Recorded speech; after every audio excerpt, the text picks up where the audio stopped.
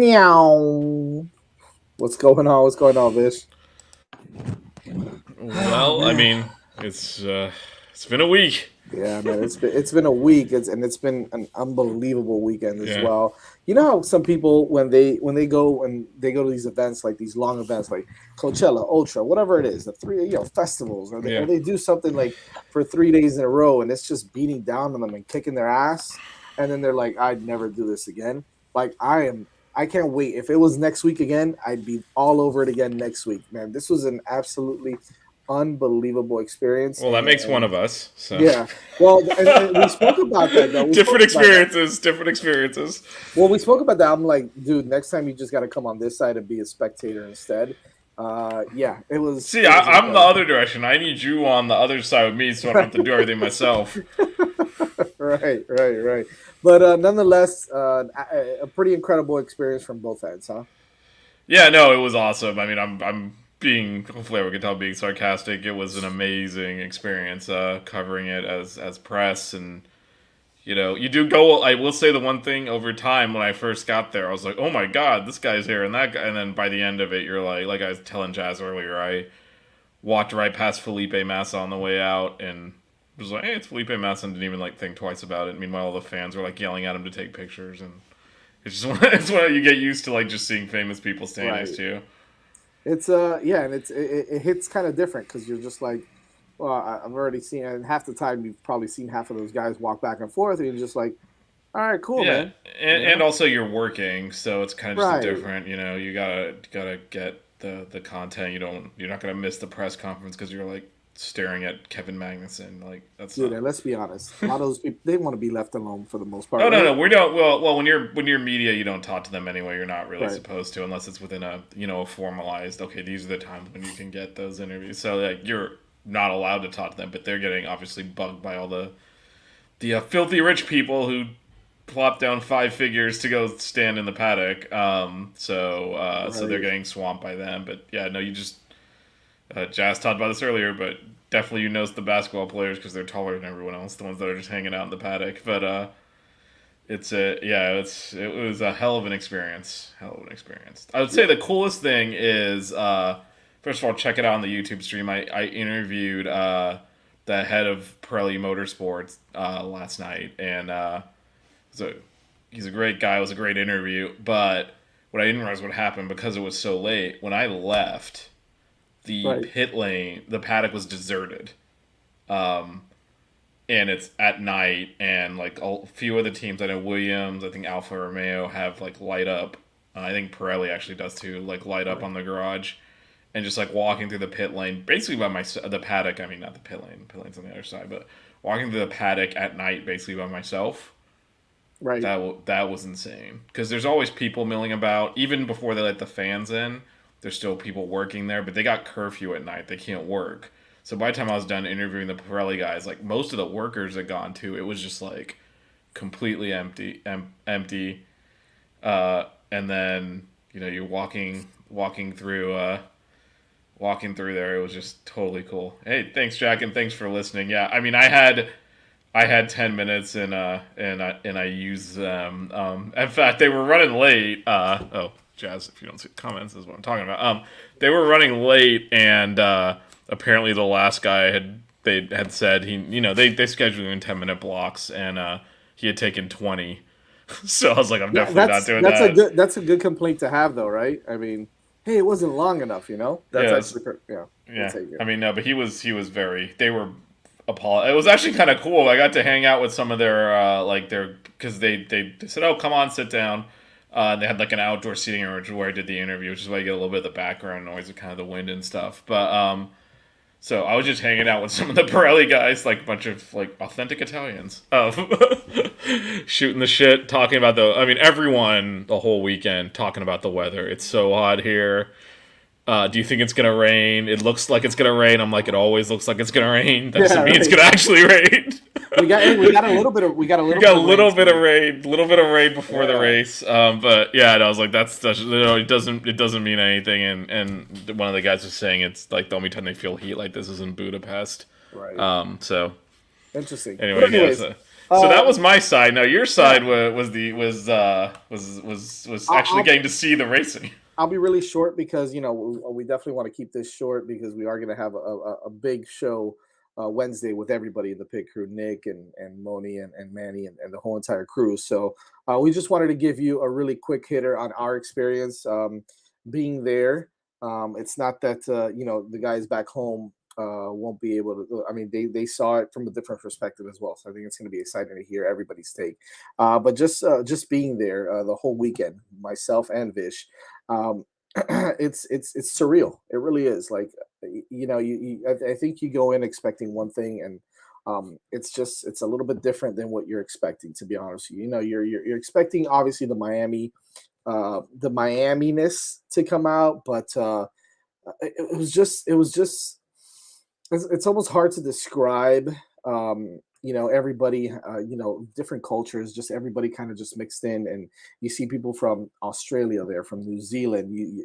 We met a guy that was wearing a New Zealand giddy up, so he had the flag on. Which, by the way, I'm representing him, my Ferrari, my Tifosi, but. I mean, he was decked out in New Zealand gear, or Aussie gear, one or the other. Obviously, big Ricardo fans, which we'll get into. But you just saw a lot of really interesting people just cheering on all of their teams and all of their racers, and it was nice to see. It was fun. It was exciting. We were on turn 18, so we got to see turn 17, which is a really sharp turn right after the long straightaway heading into the finish line. So it was some overtaking there.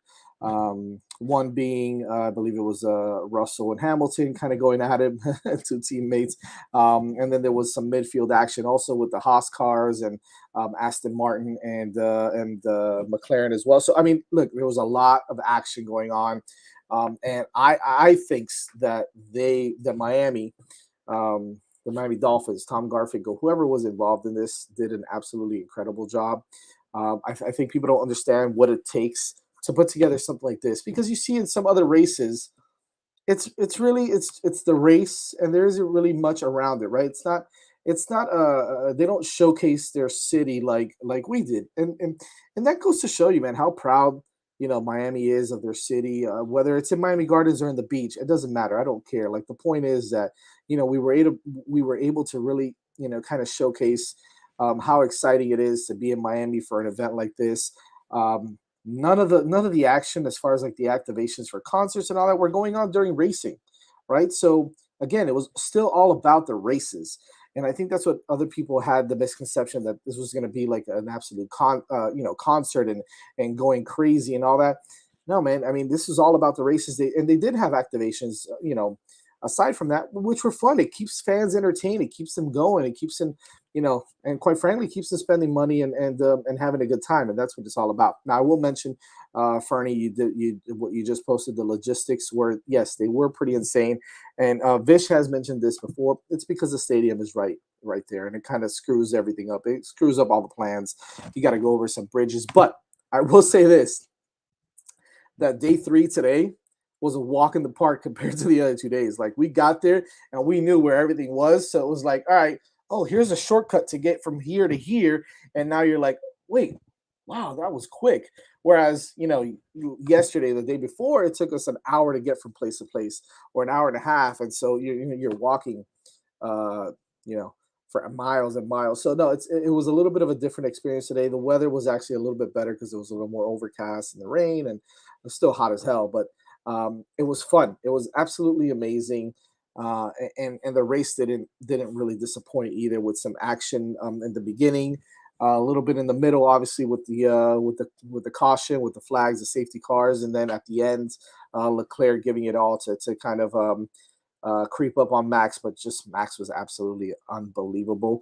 And I know I kept saying this, and it's not because I'm a Ferrari fan, but I think the driver of the day was definitely Carlos Sainz, holding off Checo in those last what it was 16 laps after the safety car left, and we got the green flag again. So it was interesting. It was exciting. I don't know, Vish. I guess for a couple Yeah, more minutes. we'll What was your take? yeah we'll do we're gonna do a full race recap on Wednesday. I know the other pit crew members will have thoughts. So, but just real quickly, to me, this was Max's race. The fact that he didn't really get to run in practice on Friday, um, had issues and was able to, and then had the mistake in qualifying, putting him third. And if he doesn't get signs off the start, he's gonna get stuck behind because I think they would have used signs as a blocking maneuver Yeah. to allow Leclerc to build a gap, and he took him right off the line. And then even Leclerc in the press conference afterwards said, I didn't, like, Max kind of caught him off guard when he overtook him. He was like, I didn't think you could overtake there. I didn't think there would be grip, and he found grip somehow. Yeah. Then he opened that gap, and even after the safety car bunched him back up, he never really. I mean, Leclerc sat in his DRS for a while, but couldn't really make a dent in it. And I thought he was just brilliant. And I think the race itself did wane a little bit in the middle part before Yeah. the safety car, but I think the reason it did is because Max was too good. So, like, there was overtaking possible on that track. Right. Not when Max is that good, though. Like, no one was going to catch him and Yeah. pass him. So, And by the way, so I don't know if I totally agree with what Fernie's saying here. That Carlos, the only way he held him off was because of the power failure, and he lost the 4 seconds. Look, that actually, was I'll before. just respond to that real quickly. Yeah, that was ended up being irrelevant I did. because of the safety car bunched them back up. Now, if you're saying because Sainz had that issue in the pit stop, which, Right. by the way, the Italians. So most people are kind of just watching the race in the press room, like, you're supposed to be neutral. The Italians are very effusive. Let's put it that way. When they mess that pit stop up, I mean, I don't necessarily speak Italian and no profanity, but I'm gonna just guess that that's what came out of their mouth. Right. But that, yeah, if Checo did not have the power issue, he would have overtaken Sainz in the pit. Right. But I think what Jazz is talking on specifically is that section where Checo was able to get a free pit stop. He was the only one in the top four that could pit and come out in the same position under the safety car. The other ones had to choose between giving up race position or staying on the old tires. He didn't have to make that choice. And he frankly should have been able to take signs in the 10 laps that he had to do, and he couldn't. And he couldn't. Yeah, and that was kind of interesting. It was The impressive, the obviously on so Science part, but it was so fun that to was watch. not lasting. They were able to resolve it. They switched some setting, and it went in his car. He did not. He lost 4 seconds, I think, on 1 or 2 laps, which is again why he was not in position to overtake Sainz when Ferrari screwed up Sainz's pit stop. But by the time he was on him at the end, they had fixed it. They had long since fixed it. If he was losing 4 seconds a lap, I mean, he would have been at the back of the field. Right. And I mean, and not only that, when they switched back to the hard tires, even Max was saying that him and Leclerc were very much even. It just so happened that he had a little bit of a lead on him, and he just couldn't catch him at the end. I mean, Max was just too fast. Obviously, he had an absolutely brilliant race coming from P3, all and coming up and winning it. But you can tell that he's just faster than everybody. But I think that switch with the hard tires at the end made it look a little closer. It was more competitive, and of course, the safety car kind of helped that cause as well. So Yeah, I mean that uh, that bunched the field back up. Absent that, the top four actually stayed the same. I think after that, you would have seen a pretty different grid than where we finished. I think right. five down is where the safety car really impacted. Yep. I won't get into many Yeah, we're specifics. gonna we're gonna Yeah. obviously dive deep into the race, but I mean we did kind of touch a little bit on driving. I saw Jack said, "Hey, come on, don't come in here and not recognize Max's greatness," and he was my driver of the day. So once you open the door, I did have to at least do that. But yeah, I think the track itself was fine. I think the issue was this year the car spread has not been there like it was at this race. I guess I forget which race it was. One of them, Leclerc just ran away with it. I felt like Max had that ability in the car today, Yeah. and it doesn't matter what track it's on. If the guy is able to take the lead and he's that much faster than everyone else, it's not going to make an interesting race. I don't know if you guys saw it on TV, Fernie or anybody else that's here checking this out now, but that turn 17 it was hit or miss. Every single time they came around that turn, everybody was holding their breath in my section, just kind of waiting for someone to spin out or oversteer or hit the wall because it was so narrow. It's such a sharp turn, especially coming from the quickest straightaway that there is, probably in all circuits. That is one of the quickest, at least. They're hauling ass down that straightaway, and then all of a sudden they've got the brake and make a sharp, sharp turn there on turn 17, going into 18 and 19. And that's an opportunity there. And I mean, what we saw was incredible driving around that area. You did see a little bit of skidding, but if you're looking right over it, you're just noticing that how hard it was to drive around that sharp ass turn. And by the way, and to kind of counter what you were saying, what everybody was talking about with Max just being that much faster, Leclerc apparently said that he was having a hard time driving his car as well. So, I mean, considering all of those things, I think that it was still a really, really, really competitive race. Max was just absolutely unbelievable. So Yeah, I mean, if wow, I just went really blurry. But well, yeah, if if Carlos had held Max off at the start, I think there's an opportunity for fix this for Leclerc to open a gap up, but right. Max was better on the day. He overtook in a place where Leclerc said I didn't think there would be grip there. Like he basically made that move. And so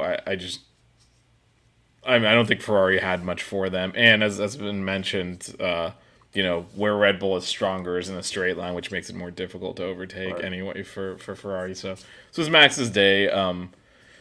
And yeah, he was too good, which I think in a way made the racing a little bit maybe more quote unquote boring than the track lent itself to. Because I think if the cars were closer together, you would have seen a lot more overtaking. He just ran away with it. Yeah, he did. And you're right, Vish. I think if Sainz holds off Max at least the first couple laps, Leclerc might be able to open up a little bit of a gap and make it a little more interesting. So, right, especially since Max in the post press conference, which I attended, he did say, on the hards their pace seemed to be a lot closer. He said on the mediums, especially towards the end, and Leclerc said the same thing. The Ferrari's got an issue where the end of life on the mediums, they drop off pretty bad. And he said we actually said all the softer compounds, and they were C2 to C4 here. So it was kind of the middle tire, but he said, they have an issue there. And that's why Max was able to close the gap and overtake him and open it actually up and before the pit stops. And I think if Leclerc had been able to maintain the lead going into the first round of pit stops, he might have been able to hold Max the rest of the race. I think it's interesting to note also that it seems like Leclerc does have a slight issue with tire degradation. We've spoken about it before, and it's happened to him before this year already.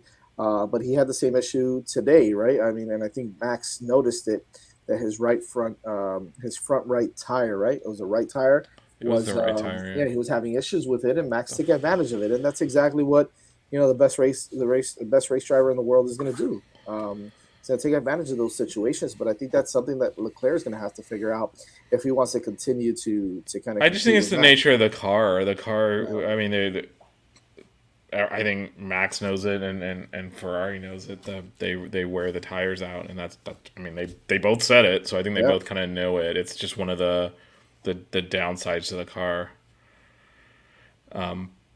So I mean, yes, Jack. I think he could have passed him in a few laps, but and like I said, I don't know if he could have built enough of a gap that Max couldn't catch him, but I think it might have made for a more competitive race down the road, right? So it's actually I do think the first part. So the amount of time that Max ended up opening up, I believe, in the first pit stop was 3.5, 4 seconds or something like that. So the question is, if you delay that overtake, let's say Sainz holds him up for a few laps, he would have gotten past Sainz eventually, obviously, right? So how long does that take, right? And then how much of his tire does he use up to do that? Because he had to use none of it to just pass him on the start-finish line. How much is left in Max's tire when he catches up to Leclerc a few laps later? Is he able to overtake him, or does he get stuck behind him a few laps? Right. Those are things that come into play, and it doesn't assume no safety car. It actually kind of assumes it's still there. If Leclerc was able to come out of the first round of pit stops in front, both Leclerc and Max said on the hards there wasn't really a pace difference. Right. It was really at that second part of the medium stint.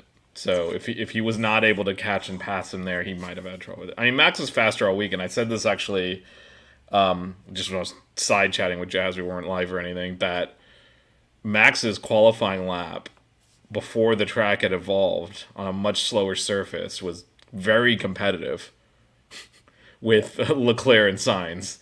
So he did that with his first qualifying lap because the second one he screwed up. And so I felt like he had the pace in the car. And once he got out in front, it was gone. So really the question is, could there have been a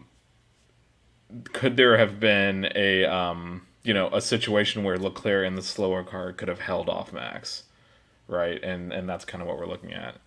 Yeah. I think that. So again, just to get, I mean, we have one viewer and he's asking us questions or two. So no, I think Max would have eaten the time up once he got past Sainz. It wouldn't have Sainz and I mean Leclerc in front would not have been able to open the gap. The question is whether if he could have gotten onto the hards around in front of Max, could he have held him off? Because the pace difference between the two was not as great on the hards, and that's what we're talking about. He would not have been able to run away like Max did. This is what I want to end off with. Basically, what Fernie said. Next year, yeah, I mean, I'm going to invest in some really amazing seats because this was an absolutely incredible event. I think just the city, whether it's Miami Gardens, City of Miami, the Miami Dolphins, whoever, everybody that put this together, they did an incredible job, and I think it's only going to get better from here. Remember, this is the inaugural, right? The inaugural Grand Prix here in Miami, so I can just see this event just getting tweaked and getting better and better, making it an even better fan experience. So, with that being said, I mean, it was an absolutely incredible experience. And I think that no, you don't even need binoculars, man. Honestly, you don't. Not where any of the grandstands. You don't need binoculars, if you ask me. You've got so much action right in front of your face all the time. You see the cars clearly, who's coming through. I really don't think you need them. So I think that it's awesome. Every angle that you sat in, you can see the race perfectly. Yeah, and I saw nothing. So there was that. Yeah, Vish is the one that might need the binoculars. I mean, there's no line of sight. When you're covering for press, you actually don't see the race on the track because you're sitting in front of like a data screen you get all the telemetry and all the timing sequences, and they've obviously got the race on as well, and you kind of have all these screens feeding you data so you can write about it. And you don't actually see the cars running. That I do agree with. You definitely need to be in the shade because it was hot as hell. And maybe down the road they figure out a way to make it a night race. I think that would be. I still think that'll be a challenge with the time differences to Europe because they do like to put. I mean, they basically do not race in the middle of night in Europe, and that's what. And I know what you're gonna say to this, but the hell with that. All right, because they make the races, and we have to wake up at 8 o'clock in the morning to watch their races. Well, then stay up a little early. All right. I know what you're gonna say. It's a European sport. Yada yada yada. I don't care. Make it a night race. No, it's not. It's about money. So you put a race on if you put a race on at like 8 p.m. here and it's like 2 a.m. in Europe, they lose a bunch of money. You put it on at 3 p.m. here and it's 9 p.m. there, they watch it and we watch it. Yeah, I guess you're right. It's why in this country the West Coast gets screwed on timings. Yeah. Well, what if we did like a 6 p.m. show, but we had to change it when there's daylight savings? I don't even know if that exists anymore. I'm just trying to. I don't know. We gotta check with Rubio. Yeah. He's been trying to get rid of that for years. Oh my god. Anyways, thanks for joining us really quick, kind of getting our perspective as we were there. as at the race. And, we'll definitely have a full race breakdown, post race recap, I guess, with the whole pit crew on Wednesday at 9:30 p.m. Make sure you check us out there. Follow us on Twitter at F1_5 reasons. And we'll see you guys on Wednesday night. See you Yep. guys later. See you.